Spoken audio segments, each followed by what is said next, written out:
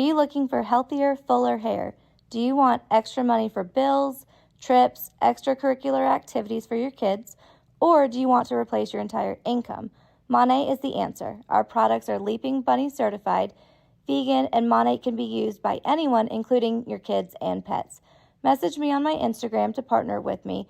Founder shares are available, and as a market partner, you have access to uncapped bonuses, 45% commission, 35 to 55% off discounts, on top of all-inclusive paid trips. Right now, I also have a free gift for anyone that partners with me, so don't miss out. You can message me on my Instagram at LizChilvers87. We still do 7 NUFC Matters show a week for free. But if you want to help support NUFC Matters, then there are a few ways of doing it.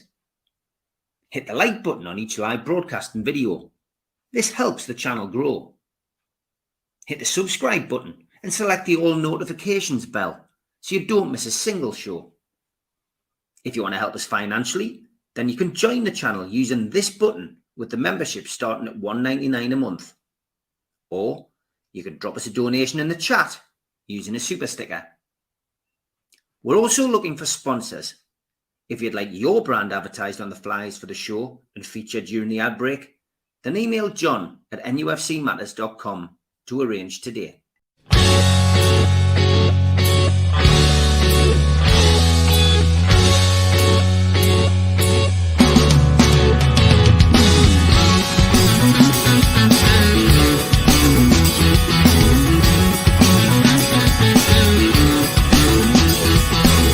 Hush now, city kids, gather round for other mints. Hush now, city kids. When it came to me after so long, I didn't have no choices in the streets where I was from. When I think about the pain, I didn't have no choices, I took what I had sworn. Hush now, city kids, gather round for rubbing mitts. Hush now, city kids. But you know, they wouldn't let you have it any other way. Good evening, welcome along to NUFC Matters. It is the Fans Forum, and it's good evening to George, to Ian, to Magnus, to Pablo, to Spenny, to Tom, and to Darren, as we look back at the last 7 days at Newcastle United. And first of all, a big thank you to everybody who came along to the NUFC Matters end of season do at the Tyneside Irish Centre. We had a cracking night. We raised in the region of £850. That is to be confirmed 100%, but it's round about that. There's still money coming in.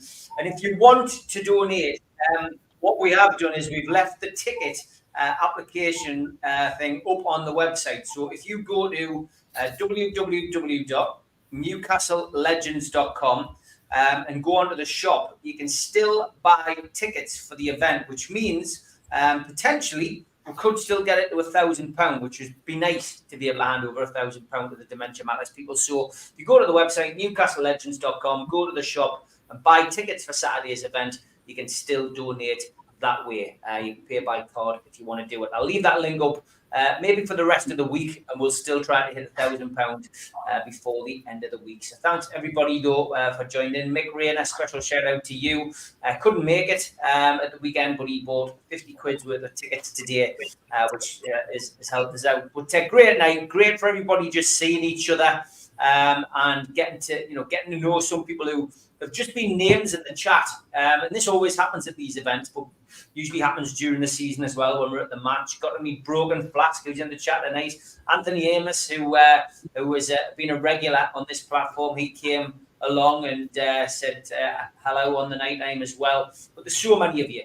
Great to see you all. And all the moderators who came along as well. All great stuff. Big thank you to the Long Sands, obviously, who do our music for our intros and outros.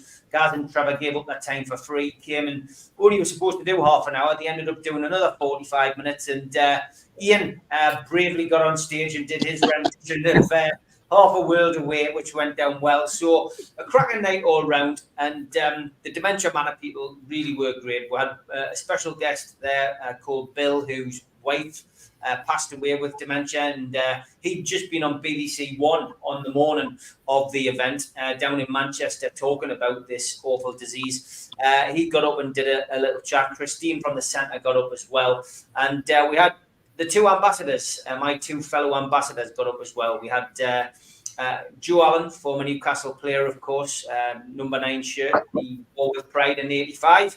And we also had Leslie St. John from Afida Zainpet there, who gave us, both gave emotional talks. Leslie about her current battle with dementia. Her husband's got it, sadly, and has had it for 5 years now. He's got 2 different forms. And Joe Allen, who lost both his parents to dementia. So quite an emotional night. And George, you got up as well. You did your little bit. Ask George after Supermac and Gibbo. And you gave us a wonderful chat with me, Steve Hasty and Mitch got up with you. I think it was a bit of a surprise for everybody that Mitch had made it over. Yeah, you gave us some great stories about your time at Newcastle, many of which we've heard on here. But you also shared your story about dementia with Marjorie. Yeah, and I've got to say that I've said to you many times, and I say to everybody on here, I find it incredible that I had my Marjorie with dementia for over 6 years, and nobody in North Tyneside, where we live, where that organisation is, not anybody at the council or at the hospital even mentioned that organisation. And yet when I talk to them, everything that they did were things that my Marjorie loved. You know, arty crafty stuff, you know, flower arrange and all that sort of thing. That was her bag. And yet nobody ever mentioned it. Had they done so, I could have took Marjorie there a couple of times a week. I mean, I like where she went was great as well. It'd give me a break. But you know, I would have been happy to have taken her to that place as well. So that's something that they need to put right, is make sure that people get to know. And certainly I'll tell everybody I know that's for sure. But the whole thing, I thought, from an awareness raising point of view for people in the audience, that everybody knows that dementia is awful. Well, my Marge had Alzheimer's and it's cruel, believe you me. And I'm not going to pretend it was easy, because it wasn't. It was awful to see somebody I'd been with since I was 16 suddenly disappearing in a way in which was quite cruel. The plus for me was, if there's a plus, she never forgot me. She forgot everybody else. She forgot everybody else, but she never forgot me. And we made that. And music was important.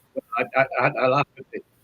Steve used to love the music for the intros for these shows. Even the ones that people don't like. And my mum just thought, that's great.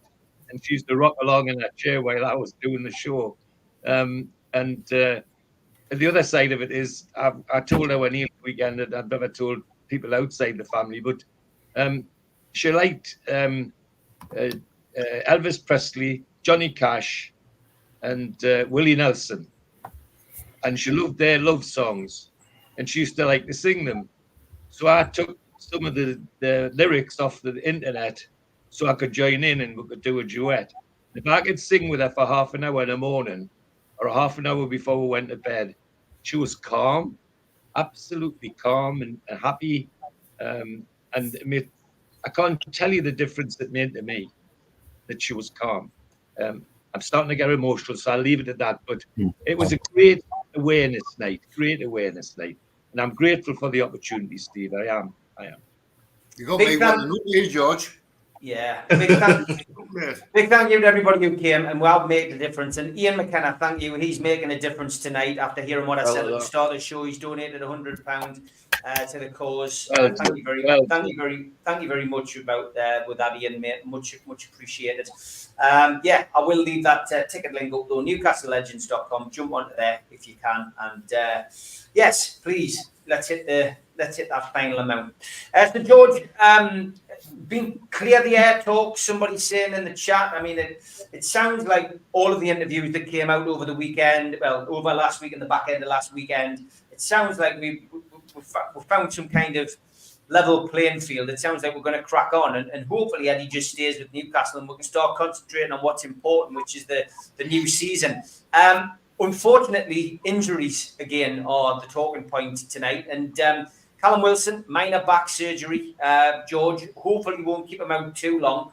But that does already add to Lewis Miley, who's out for a while. Certainly going to miss the first couple of months. Well, first 4 weeks of the season. Maybe he's another couple into September. There's no Lloyd Kelly in Germany. Hopefully, he's going to be able to play in Japan. But we have got this new guy in who essentially is being brought in to stop these kind of these injuries. What's your thoughts, George, on the injuries? Well, it's about time that they tried to sort things out.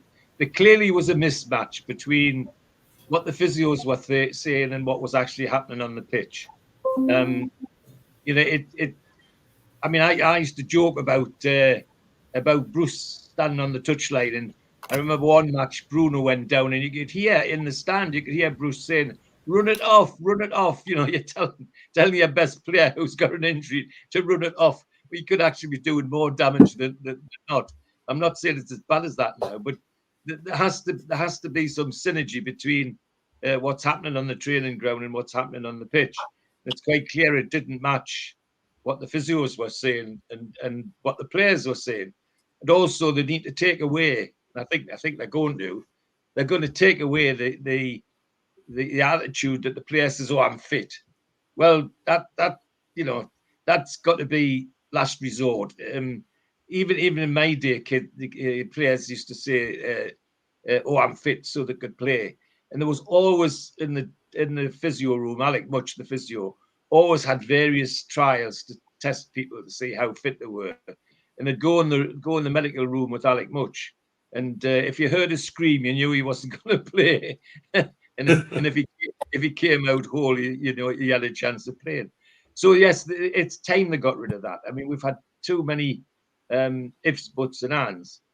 To the specifics of Wilson, then I'm sorry.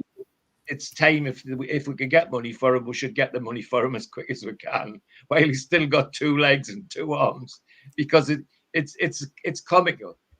We've got a centre forward there who's a better per minute goal scorer than Harry Kane on the statistics.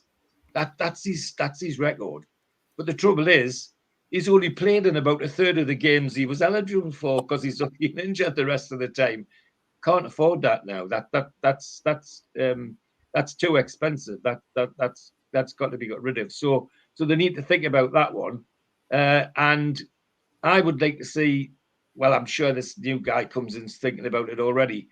I think they need to look more closely at the equipment they wear, the boots they wear, and that sort of thing, because there definitely seems to be some link between whether they're wearing blades or whether they're wearing studs and all that sort of thing. So I hope this new guy takes all that into account and we start to get something sensible of that. He comes with an incredible record of having reduced injuries elsewhere where he's been. He was with the French club, wasn't he? And he reputedly reduced their injury rate by about 70-odd%, where that's incredible. If we'd have got that last year, we'd have been in the top 4, I'm sure. It's all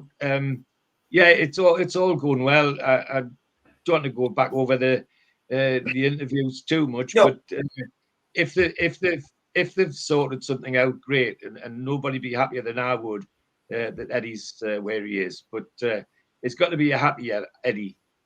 The last thing is, I'm still not convinced, more than convinced, that those that are the hierarchy that are running the club now have cottoned on to the Geordie ethos in the way in which Amanda did, the way in which Rafa did.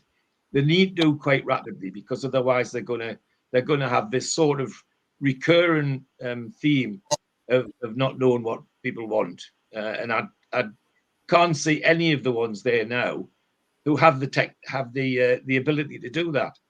So they need to do something about that. But it's good. It's getting sorted. That's the important thing. It's getting sorted. That's the important thing. Great news. We've reached £1,000 for the charity. Wow.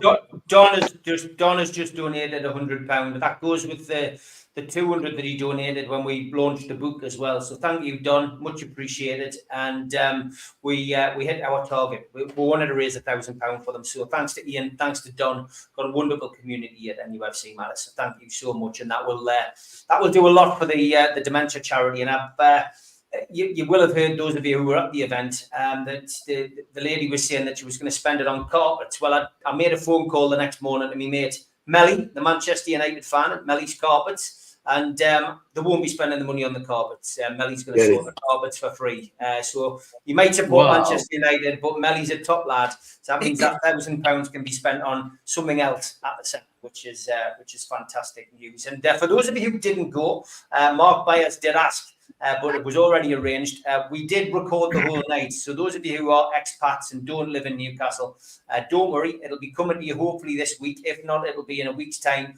Our media guy is busy turning it around. And if he can get it done before he goes away on his jollies on Wednesday, then he will do. So hopefully have it tomorrow. And that means we'll be able to put it out maybe on Saturday this weekend. But you'll definitely get a chance to see it over the next couple of weeks, which is great stuff. And it is brilliant from Melly. So, Ian, Frank Gallagher, you're getting called in our private chat here, but was I called that? You're calling yourself that, yeah. But listen, well done, mate. It was great. I mean, it was great to see everybody. We've met before, of course, but you know what? It was a great night, and you played your part admirably, as we knew you would. And getting back to the football, it's a wonder you didn't injure yourself getting on and off the stage. Callum Wilson's injured again. I mean, for me, we need to make sure that strike is a priority, don't we? If we're going to go through another season of ins and outs from this guy Wilson. Yeah, well, if it wasn't a priority, it is now. We need a striker in. Very soon, if they're going to get up to speed in time for the season kicking off. Anyway, it's probably like I think we discussed. I don't know whether we were discussing it on Saturday, or whether it was on the Three Amigos or something. I can't remember, but it was. I remember people talking about it possibly being a preventative thing, where maybe the small operation that's like 5 weeks back operation is going to be. He's going to sort out other injury issues, so maybe that's the case, but who knows? The one thing that worries me, jumping off needing a striker, is what worries me is the fact that Eddie Howe felt it necessary to have to come out in a public forum, like in such a public way, which wasn't like him for me. It was quite strange, but he felt he had to come out to sort of. Looked like put pressure on to actually get to know what his job role was again. So surely that should have been something that was sorted out, if not before, as sports director and whatever the other guy's title is, the fitness guy, sporting whatever. Surely that he should have been aware that these people are coming in. This is what they're going to do. This is what you're going to do.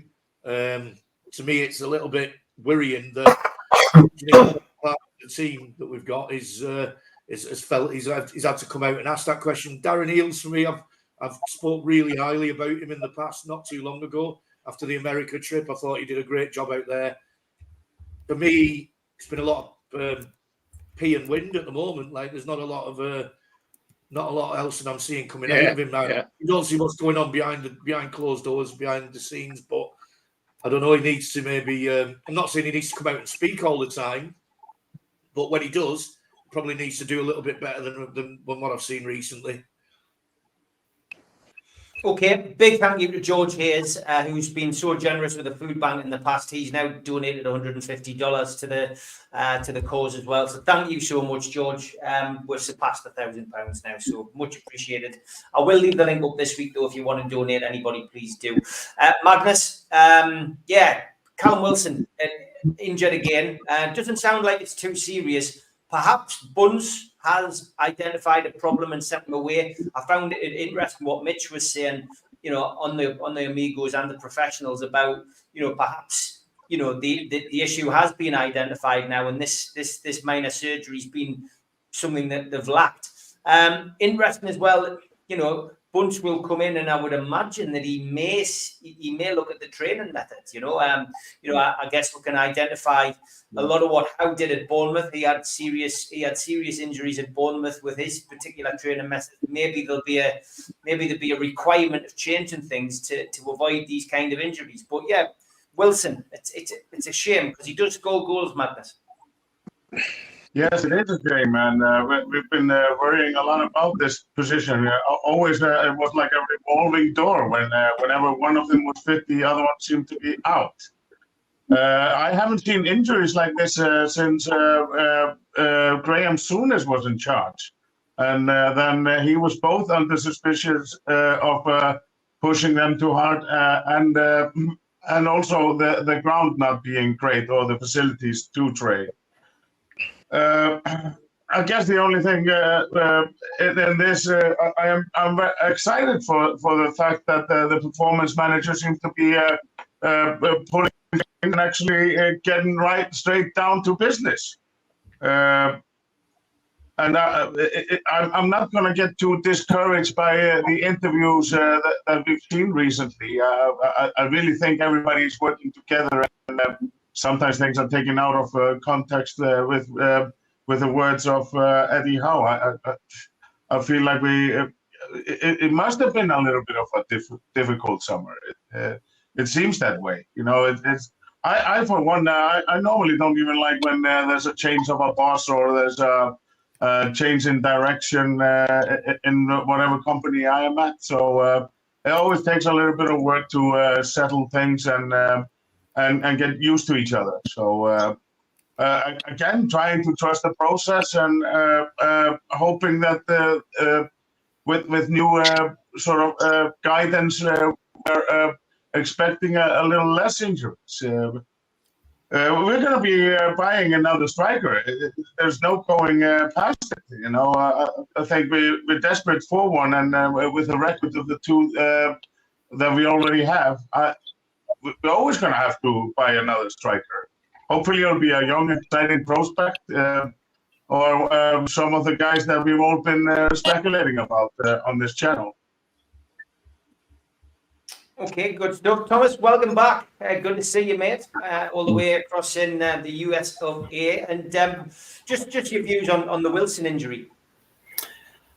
Well, he's made of glass, but he performs, right? I think he had 9 starts, 9 goals last year. I think that's right. Maybe 20 total appearances. So when he's fit, Eddie's right. When he's fit, he can play. He contributes. He's a real gem, but he can't stay fit. I was interested. Maybe someone on the panel can ask, why is Tony only 50 million pounds, and why can't we get him for that? Because he would be the absolute solution. That I think 50 million pounds for a striker of Tony's caliber is pretty good. Would be a bargain. Yeah. Well, sorry, Tom, if I've got an opinion, we would like Tony the footballer, but not Tony's attitude. Yeah. The footballer we're welcome, but his attitude's not welcome. That would have to make sense. I think I don't think it's any accident that Rafa Benitez got rid of him. Yeah, you hope people mature after time, but you're not the only one that has that opinion. That's why his price is what it is. Evidently, is why it's so low for someone of his caliber. But we have one fit striker that missed a lot of games last year. That was Isak. We don't have anybody behind him that we can count on. We wouldn't want Gordon to play there regularly. And Wilson, if he stays, terrific. I would hate to think about counting on him, though. That's for sure. And we just want to give a little plug to something that you've been doing as well, Thomas. Do you want to take over? Yeah, sure. I'm pretty excited by this. Is that as a lot of people may know, I get to Tyneside pretty regularly. And last spring, I had took my wife and we're going to a couple matches, and the Arsenal match was moved back one day from a Saturday to a Sunday. And so we were flying out on Sunday, couldn't go to the match. And so we did a pub crawl around the metro, and we had such a great time, the wife and I. And our last stop, it wasn't planned to be our last stop, but we stayed there quite a bit time and got a little tipsy. was at Walkergate. And at Walkergate, we came out and we went into the local pub that was right near the train station there. And it just happened to be the local of the railway, the local of one of the Toon Army members here in Minnesota, Lee Finley. His dad's local, Norman Finley's local. And when we unfurled the Toon Army Minnesota flag, we were treated to a lot of beers and a lot of good crack. And we met a guy named Danny Sutherland there. It was just a wonderful guy. And I knew that Danny ran Walker Central. And so a year later, my sons and I came back to Tyneside. We made it a point to go see Danny and Norman. And they were so passionate about Walker Central. And so Walker Central is a nonprofit. They have boys and girls of all ages, a really safe environment. And of course, our next great footballer could come from there. And so they were so passionate about it. I had an idea. I brought it back to Toon Army, Minnesota. And Keith Marioka, who's our founder, and Malcolm Holiday, who's kind of our chief cheerleader, with Keith and with Lee and some other people, we decided we'd love to sponsor Walker Central football teams. And so there we go. That's the training kit. So we're going to be sponsoring 3 teams. We're going to be sponsoring the Wee Barns, the little minis. They're 4 years old. We're going to be sponsoring a girls team, sponsoring a boys team this year, and just a way for us to kind of give back to the community and also have a really good cause for a nonprofit. And it wasn't just 40 people within Toon Army, Minnesota that gave. Nancy Grace, who's on the Fans Advisory Board, Cheryl Moon, who you know from Toon Army Dallas. We had a lot of people contribute to this. So we're pretty proud. Danny Sutherland, someone just says is a great lad. He absolutely is terrific. So yeah. So that's what I'm announcing. We're pretty excited about that. Yeah, well done. Yeah, Danny's a good lad. Met him quite a few times over the years. Done a couple of talk-ins for them in the past. So yeah, good stuff. Well done, mate. Well done to all the Toon Army Minnesota. And yeah, great to see the cross-Atlantic relationship building even further. Barry, Callum Wilson injured again. It's one of those things, isn't it? For me, I was hoping Wilson went. Get the money while you can for him. He's a liability. His quality is undoubted. His ability to knock in goals is there for everybody to see. But he doesn't last more than 3 games in a row, and you just think you cannot. Last season showed that by an absolute mile. We can't rely on players like that. Isaac isn't 100% fit all the time either. He does pick up injuries. And you can't guarantee that, like the guys just said there, with one will come in and the other one will go out, because it doesn't work like that when Newcastle. It never does. I was praying like mad that we got some cash for Wilson and maybe spent it on Jonathan David, because I think he's one of the better players we've been linked with, and he's a regular goal getter, which would allow Isaac to play more of the role that he seems to enjoy, where he's not the out-and-out striker all the time. I was reading some of the comments today, Steve, about the breaking news: Newcastle set to sell 5 players, and I was thinking, oh, who's this? And I went in, it was Wilson, Trippier, Longstaff, Target, and I can't remember who the other one was. And I thought, yeah, that's breaking news. We've been trying to sell them for the last 6 to 8 months. It's not exactly groundbreaking, but yeah, I love Wilson a bit. I think he's on his day. He's an incredible player. Just like you guys keep calling, what is it? Licorice legs and marshmallow knees. He's you can't rely on him, and I think it's too late for somebody to come in and try and pad him out so he gets through these fitness things. I think he's at that stage now where his body's just battered. I think for me, it's a downer, because I would have been looking to get rid of him as soon as possible and use the money to invest in somebody else. But God knows how long he's going to be injured for, so they'll be stuck with him for at least this season by the sound of it. Yeah. Darren, somebody in the chat, I think it was, let me see if I can find it. It's gone off into the ether. Steve Middlemas, I think it was. He said, we need 2 strikers. I really don't think Isaac's an out-and-out striker. The injury to Wilson is concerning, especially with his track record, Darren. Do we need 1 or 2 strikers? But for definitely 2. But I think, unfortunately, Wilson's gentle till his contract runs out, because who's going to touch him? No one's going to sign him. because he's injury prone and he's on good money. And he's out of, so he'll be going next. His contract runs out next year anyway, so he'll go on a freebie somewhere. So unfortunately, we're stuck with him until his contract runs out. So we're definitely need an striker, but we've got to rely on the Eddie Howard, Pete Mitchell will work on somebody to get somebody. So he's injury prone. Like Barry said, he only plays 3 games and he's injured. It puts a lot of pressure on Isak up front on his own. So we're just going to hope we'll get cover for him, get a forward, a right wing, and a defender. That's to me what we need. It's just like annoying that he's injured. He's injury prone. It's sort of low. There's no point feeling sorry. We're just going to move on and just be optimistic. You know what I mean? Like, yes, he's injured. It really gets better and then just move on. No point with your root. Happens in life. So, yeah. But with a name like Darren Negativity, you have to whinge, mate. That's the. I had a few friends. I'll say that. A lot of people come and say that. I agree with you, Darren. A lot of things you say. You know what I mean? The lad from Stoke-on-Trent, he was a good lad. I've not even named him. Yeah, he was on the side. Pablo, you what? Did he follow that kid, didn't he?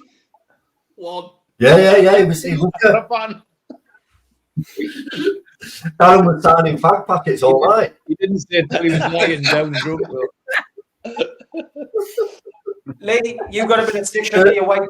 You got a bit of stick because of your white trainers, mate. Never again. It's Darren's fault. Never again will I stand within 6 foot of him. I'm sure he was doing it on purpose. He was brand spanking new that day, ready for the event, and he's there with his big shoulders, just flashing McGuinness Zero all over the shop. Yeah. But at least he's positive about his negativity, says David. What's your thoughts on Wilson being injured again, Lee? I'm sick of us talking about Wilson being injured now. It is what it is, but the problem is that we've got, it's been mentioned in the chat, who's really going to take him on a full-term deal? The only chance we've got is loaning him out, but then again, it leaves us a striker dry. Recruitment doesn't look to be taking a head of steam at the moment. I think there's a bigger picture here. The Eddie Howe thing is obviously looming over us. So I'm wondering, is recruitment on this kind of thing put on hold? If he's asking questions where he is as a manager, I have a personal feeling that, I know not a lot of people want to hear this, I actually think he'll manage England. And I've got to say that because I said that to my dad about a year ago. I said, this is what's going to happen. Southgate will do one, and Eddie Howe is the perfect fit. As it pains me to say it, but I think he's throwing these little crumbs in this week, asking questions and whatnot to maybe sell himself, you know what I mean, to the fans, like, oh, we can understand why Eddie's gone because he was unsure. I don't know. I've got a worrying feeling about that. I mean, the Wilson injury pales into insignificance if we lose our manager. But again, who are we going to replace Wilson with? We're going to have to explore the loan market, I think, with the timing of it. Yeah. Andy says, I don't get all this 3 striker thing. We scored 85 goals with 2 unfit strikers. In today's game, goals come from all over the pitch. Our problem is we let in nearly 70 goals. Good point, Andy. Good point. Yes, Benny, it's, Lee reckons we're probably just let his contract wind down now in his last year of his contract and we'll get out of him what we can. But he's been a good servant, Benny. I don't want this to be a negative show on Wilson. He scored goals when he's been able to play. Yeah, he's scored goals when he's able to play, but unfortunately, he's played about 70 games in about 5 years, hasn't he? That's the problem. It's just typical Newcastle transfer business since Freddie Shepard is waiting for a big transfer to happen because it happens every pre-season. We're going to get our business done early. It never gets done early. We're always waiting in August before we get anything done. We get linked to about 200 players before August, and the 200 players that's been linked, we don't even buy. So, for me, we need, yes, I agree with Dan, we need 2 strikers in, definitely. Isak's not a 38 game a season striker, for me. Hope I'm proved wrong on that, because he'll get about 50-40 goals if he does play 38 games. But for me, yes, we need 2 strikers in. A young one and maybe a 25, 26-year-old, but it's how much money have we got? I'm asking questions myself at the moment. Are we just listening to the bluffs of Eels and them saying we've got money to spend and we're going to spend? And at the end of the transfer window, we hear the same old story. While the targets we got, we couldn't get, like we heard before. Well, we'll just have to wait and see. Like I said, for me, we need 2 strikers in. We need a right winger. We need a right centre back in. And we need another left back. If we're going to get rid of a target, especially. That's what I think, because the centre backs are aged too much. Lloyd Kerry, yes, but there's rumours that he's injured, and he got injured in the last game of the season before the deal was done. So that's what I've been told. So let's hope for the best. That's all we can do.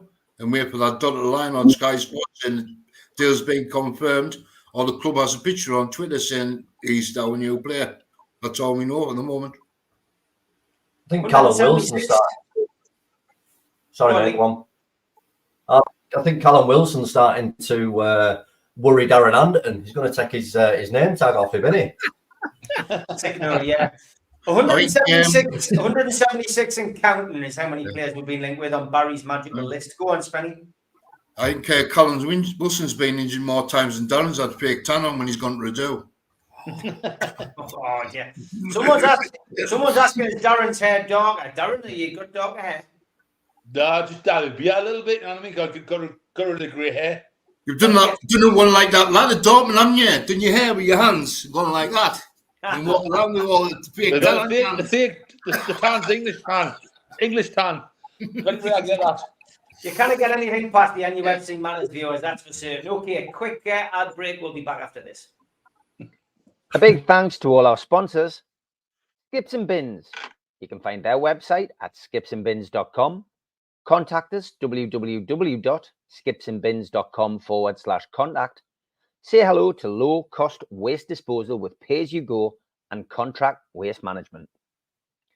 A big thanks to Mr. Vicky's Sauces, handmade in Cumbria. Their website, mrvickies.co.uk.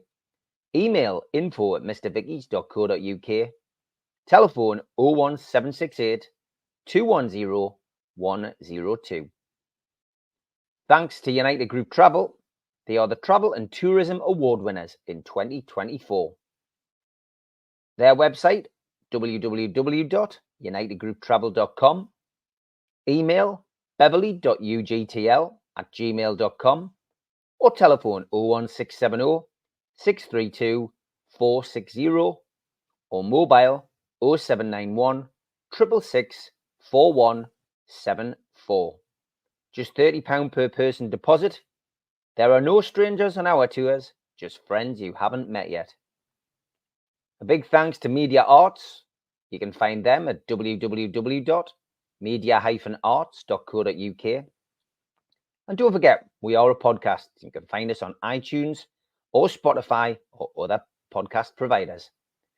If you want to help the channel grow, then hit the like button, the little thumb underneath the video, click share and share to your social media, or join the channel for as little as $1.99 a month. If you want to take out a one-off payment membership, go to nufcmatters.com and hit membership.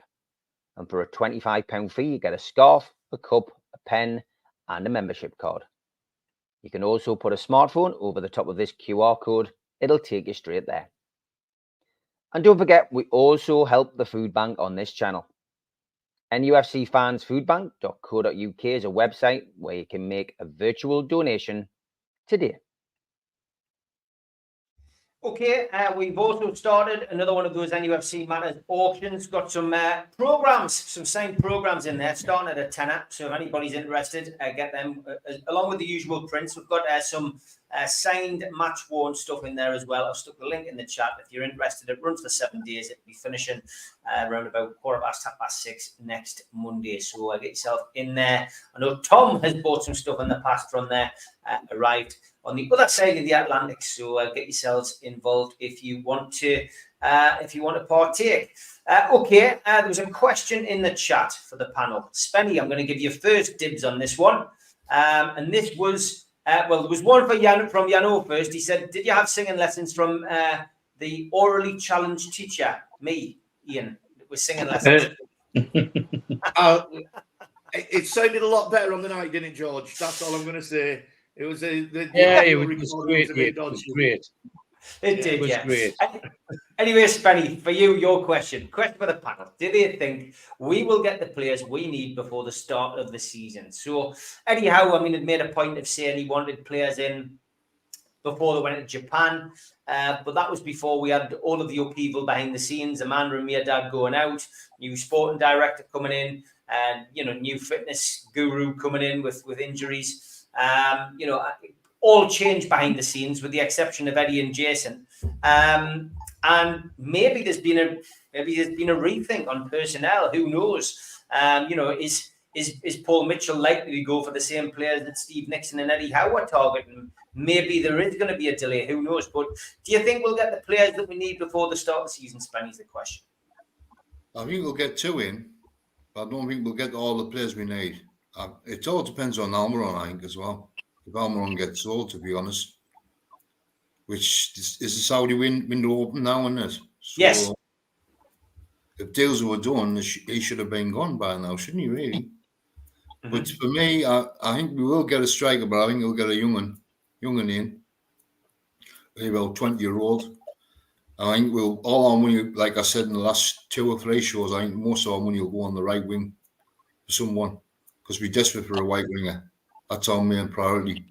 You could tell, and we've already acquired a centre back and another centre back just recently, and we've got Lewis Hall on the books now, plus a couple of backups for left back.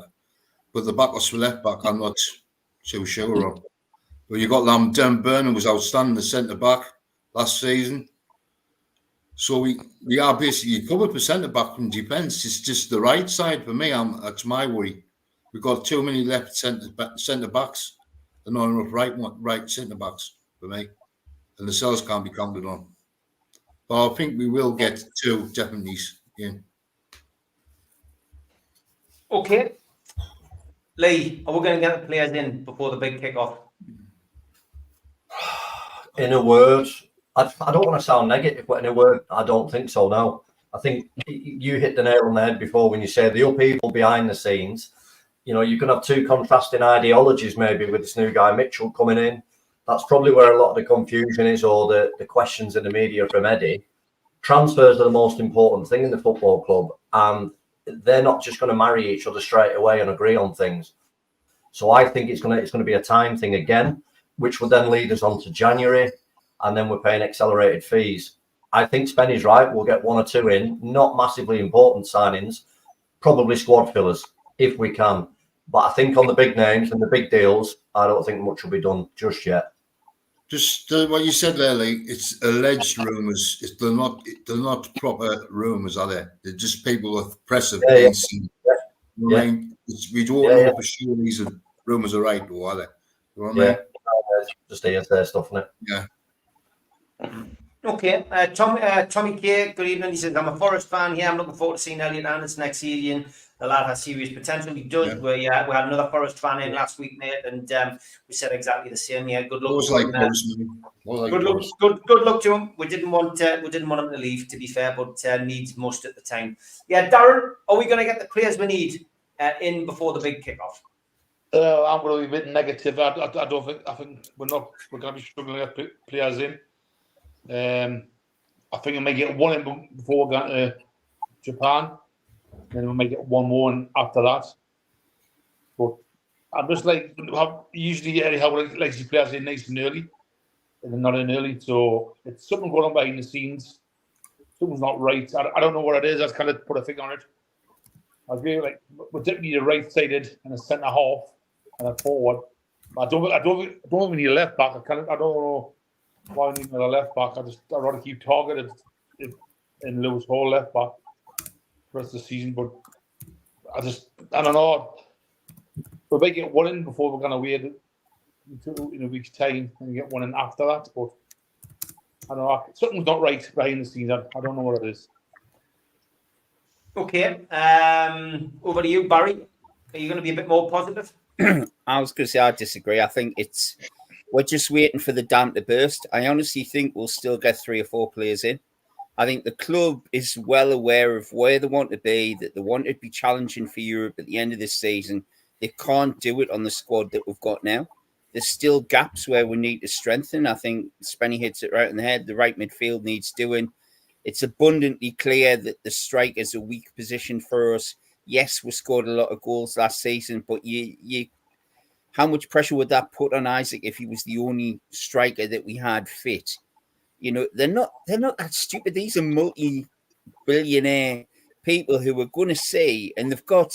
I think the big thing for me that we've done up until now is we've put the right people in place behind the scenes. We've put these financially sound people who've got the knowledge to spot where things need improvement.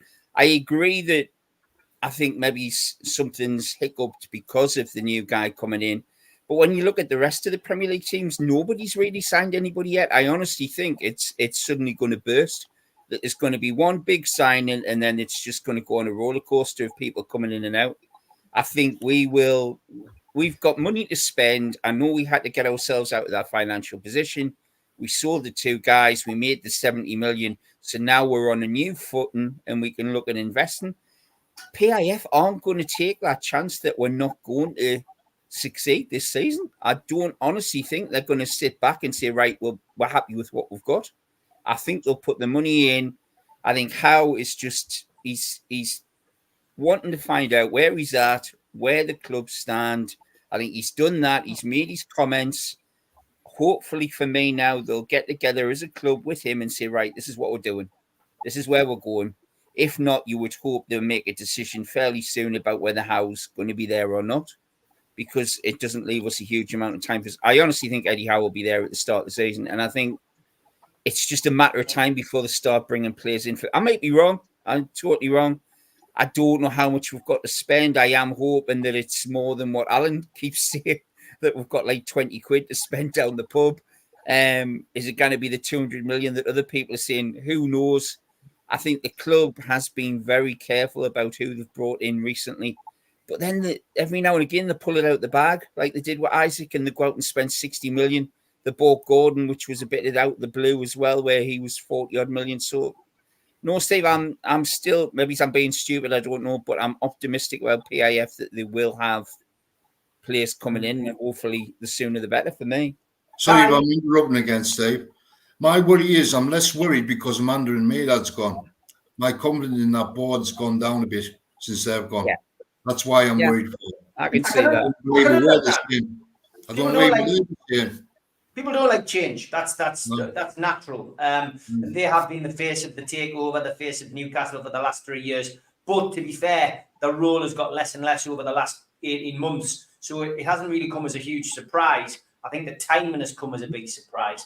Ty says people complaining PIF are not running around broadcasting their plans. It's ridiculous. Alistair says, I'm not concerned about signings. The Saudis never fail. They keep a tight ship until the player's signed. Relax, lads. It's the best Newcastle in over 40 years, and it's only going to get better. We're the lads. Yeah, I think there'll be 4 in, and I think there'll be probably 4 out in the next few weeks. I do, and that's not based on any in-the-know knowledge. I just think we'll have a week where everything starts happening. I still think the main players that we get in will be players that haven't been on Barry's list, of which there's 172. I hasten to say. So I genuinely think that we will bring in another Bruno, another Botman, another Tonali, players we never really heard of before they actually got off the plane at the airport. So I agree with Ty. I do think we'll get rid of some of the driftwood. Obviously, we've got Ryan Fraser back in the club now. That's going to be a necessity that we'll get rid of him. I'd buy his contract out, but can't sell him. Just get him out of the club. He's not needed. And clearly Eddie Howe doesn't want him there. Nobody seems to want him there. But get in some quality players, and I do think will happen. And Yvonne says, keep your cards close to your chest. It's the way our club is going, because we're not a desperate operation like we've been during the dark Cashley days. Ian, lots of comments coming in, and as Sam says to Barry, when one door closes, another door opens. Barry should know that. But yes, Ian, the transfer window. Do you think we'll have players in before the big kickoff, Ian? That was the original question. I don't know whether we'll have 3 players in before the season starts, before the season kicks off. But I'm of the opinion that we will get 3 first team ready players, whether they'll be first team players, but first team ready players, and another couple of squad players as well. I think we will get. Focus is going to be the right wing for me. This is just me. I'm obviously, I don't know anything, but this is just my intuition is right wing's obviously the position we need to fill. I think Miggy will get. I think if Miggy doesn't play the game and says he wants to say, then he might find that now that things have changed slightly with Mitchell coming in, then he might get told, well, you're not getting the squad number, so you need to go, rather than maybe being indulged a little bit more. But yeah, I think right wing's the key focus. I think we'll get a young striker, which might be another sort of player we've never heard of who turns out to be an absolute belter. So maybe somebody who can also play out wide as well. And I think we get a right-sided centre-back who will be a top quality right-sided centre-back as well. And then maybe a couple more squad numbers, because we need it. People aren't forgetting, but people aren't mentioning the fact that we have actually got rid of a fair few players, already. And if the likes of Miggy go, Kieran Trippier goes, they need to be replaced, because for the 25-man squad, we need more players in, simple as that. So I think we will do the business, but everyone knows if you're buying players now, pre-August, you're paying a premium, you're paying an extra 10, 15 million quid to get them in to have the pre-season. As time goes on, people's bottoms start twitching, and then they'll start reducing the prices down to a more reasonable fee towards the sort of middle to back end of August. So I think it's just we got to play the game and wait. I agree. Benny says, playing devil's advocate, the board's now full of people that can be left to get on with their specialist job, for which they will now be fully accountable. Would have liked Amanda to stay, though. Yeah, I agree, Benny. And I mean, Keith Patterson's been putting a few bits and bobs out on X over the weekend. I've noticed, obviously, some of it Manchester United related, some of it Newcastle related. Kieran Maguire's put some interesting stuff out as well, which would probably suggest that the loan repayments back to the Rubens probably mean that, Amanda Meerdad's shares would have dissolved to virtually nothing. And, they probably don't have the money to push forward if indeed there's going to be a new stadium built. So there's lots to take into consideration. Maybe there's been lots of other things going on as well. It sounds as if it's been, a third of this, a third of that, and a third of this is the reason that they left. But they've gone now. We'll move on. Very rarely have we had such a love and a respect for anybody who's been the face of Newcastle. It's been great while it lasted, but now I guess we've just got to move on and trust the process, as we've said on here many, many times. And like you say, football people now in the job. Paul Mitchell is a football man. He is used to working in the transfer industry. By her own admission, Amanda Meerdad didn't have a clue about that world. So maybe it's an improvement. Time will tell. And Tom, you're nodding away there, mate. It's it could be better the devil but it could be the best move Newcastle have made in the latest, in this latest transfer window. Yeah, it's hard to guess what the board is doing because none of us are on the board. Before Paul Mitchell was hired, no one knew that was coming. It came out of the blue, just like Isaac, just like Bruno, etc. So I trust the process. I think that the big spend this summer is going to be for someone who can play across the front line, maybe Womo or someone like that. I think that would be the big spend. Right-sided center back to play behind Cher certainly would be important. I'm still worried about goalkeeper, only because Nick Pope is one dive away from being gone. So I'm a big believer that if you have a good defense, you're in every match. And we didn't have any problem scoring goals last year. So I think if there's 3 quality signings, that's what I'd like. Someone across the front, someone to back up Cher. And I would really love to spend some money on a keeper that we can count on for sure, even if that means Nick Pope would be gone. Just because you can't count on someone who's dislocated his shoulder twice, surgery twice.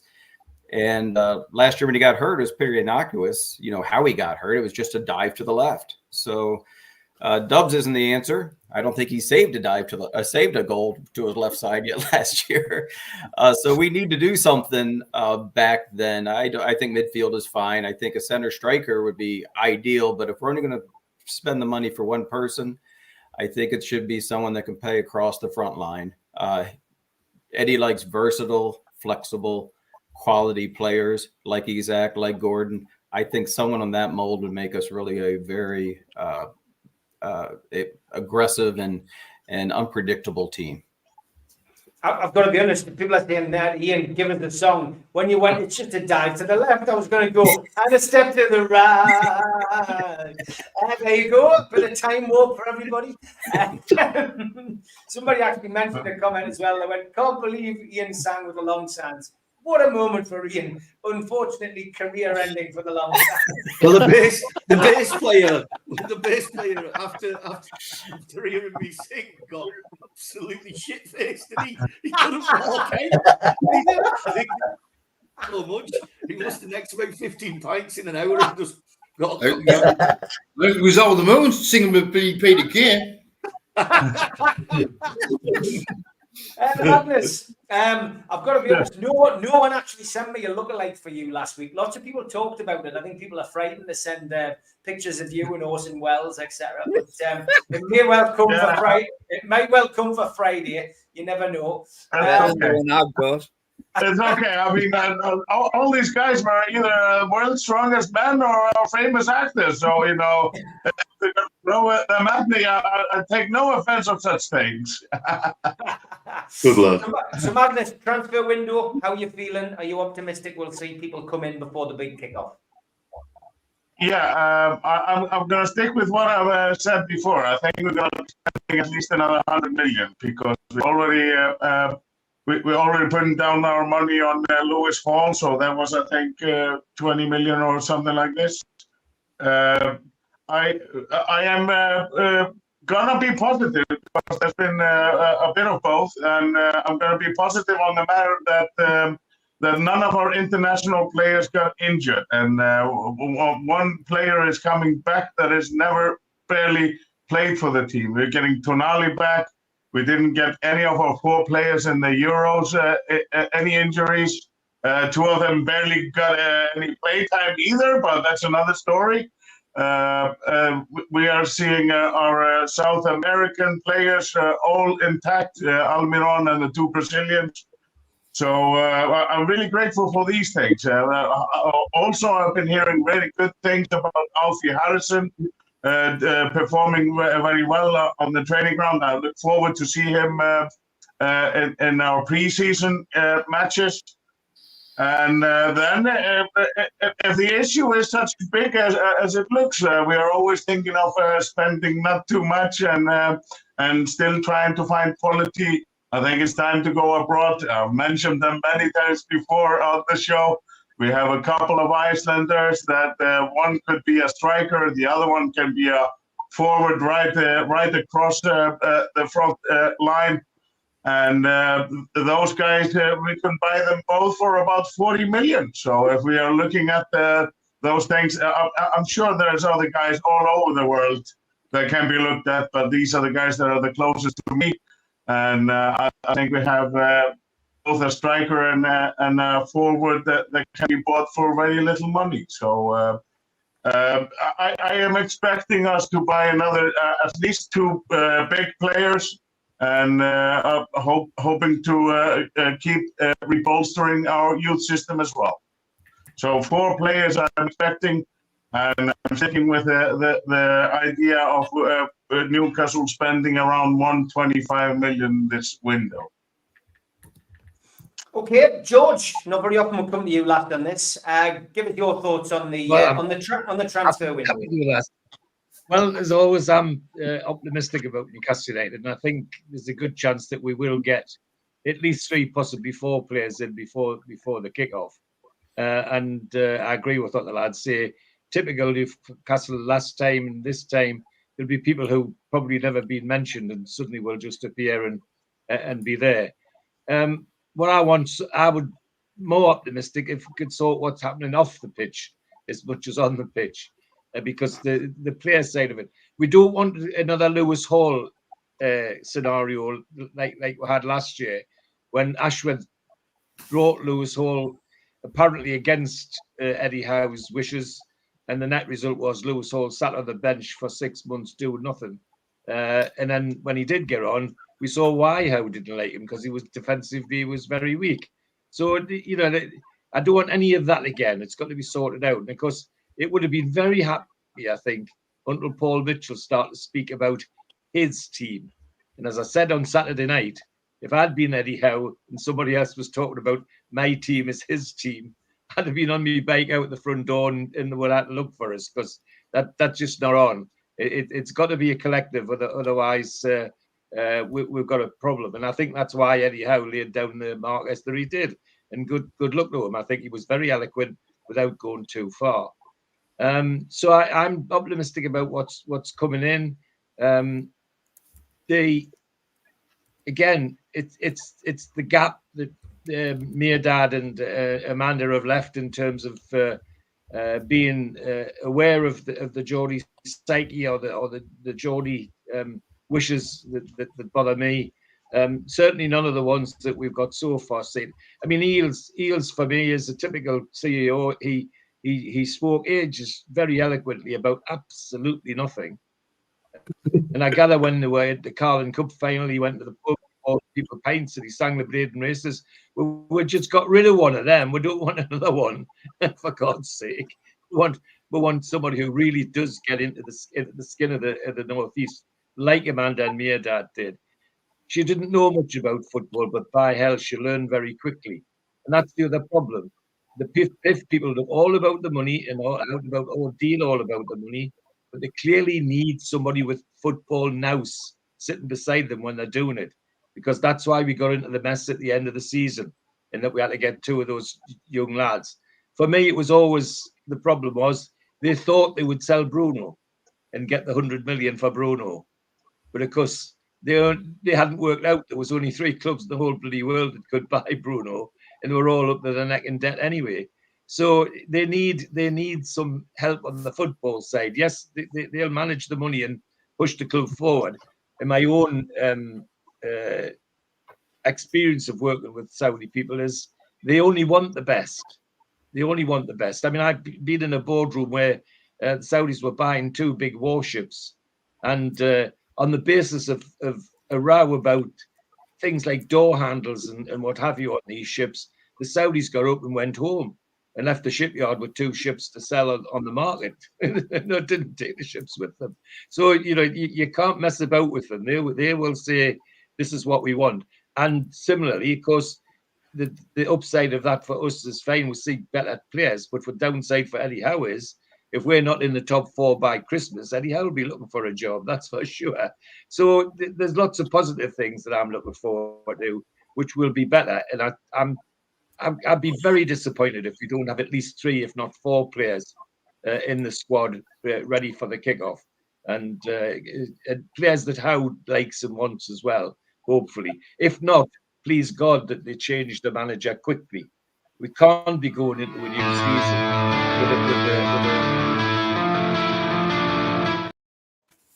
Sorry, George, cut you off in your prime. Oh, rude! Ian was on his way to. We can't be going into the season with a doubt about who's the manager and who's not. That's got to be solved very, very quickly indeed, and that's up to those in the hierarchy to sit round the table and sort it out and let everybody know where it is. The other thing I'd say is that I'm sick and deaf of hearing reporters saying they want to talk to our owners. Why? Do they talk to other owners? They don't. Why do they just want to talk to Newcastle's owners? Because they think there's clickbait in talking to people from Saudi Arabia.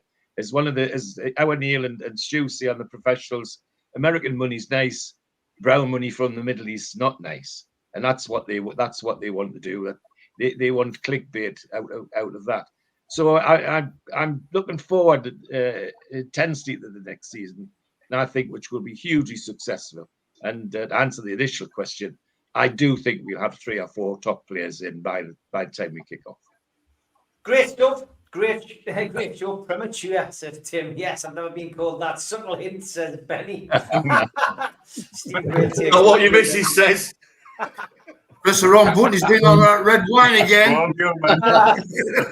Look, listen to Ian's thing. That's what it is.